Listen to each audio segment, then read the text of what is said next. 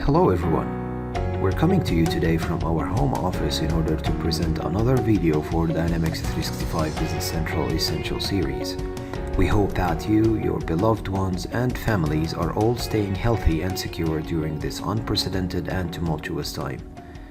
Today's episode is about managing and processing purchase orders, receiving and invoicing in order to record the cost of purchases at the company and track accounts payable.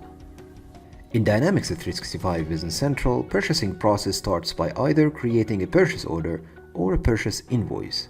A purchase order is very important when there is a need for partial shipments or a business requirements to implement a three-way matching to highlight any discrepancies in three important documents, which are purchase orders, order receipts, and invoices.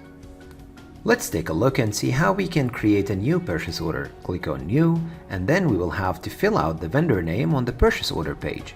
Of course, that will populate all the default information from the vendor card, such as the address information, the contact details, and the due date calculation as well.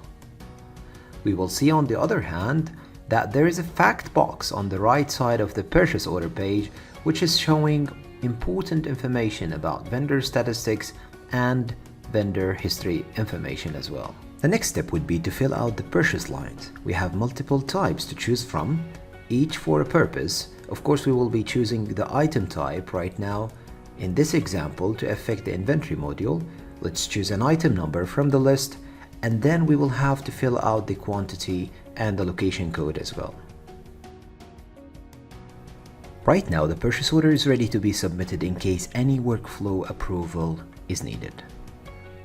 Upon receiving and invoicing, we have to fill out the vendor invoice number, and then on the posting we have three options, either to receive, invoice, or to receive and invoice at the same time. Thank you for watching.